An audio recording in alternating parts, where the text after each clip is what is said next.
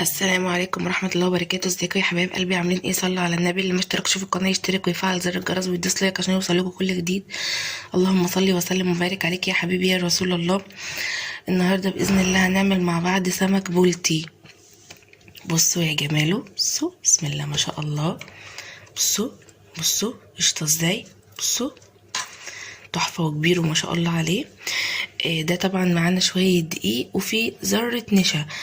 ليه النشا؟ عشان خاطر يمسك الدقيق التتبيله الغلاف اللي بره يمسك في قلب السمكيه ويديها طعم. ودي التتبيله بتاعتي اللي ما بغيرهاش خالص، اللي هي عباره عن فصين توم وقرن فلفل وليمونه وشويه ملح وشويه كزبره وشويه كمون وشويه خل. دي التتبيله بتاعتي اللي ما بغيرهاش خالص وما بحبش اغيرها.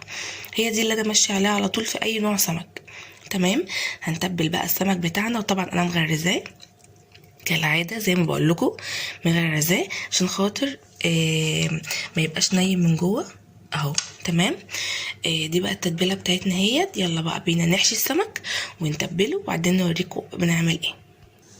احنا كده خلاص اهو تبلناه بقى. بصوا منظره يشهي ازاي، تحفه. يلا بقى بينا نبدره. طبعا معانا الطاسه عليها زيت بيسخن. بسم الله.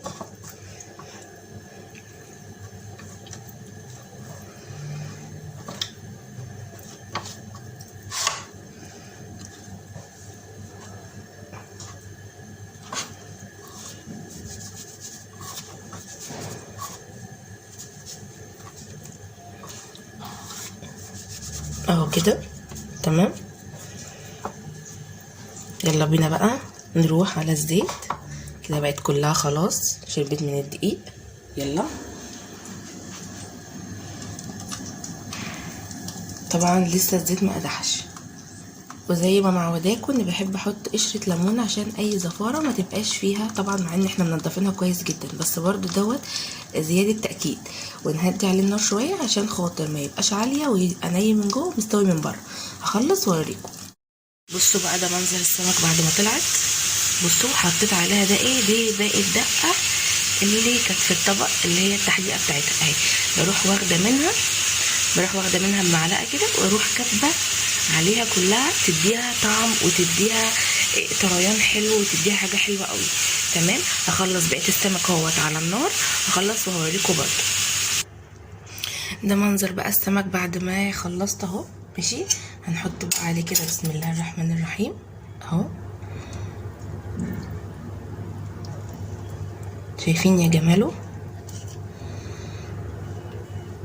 تمام.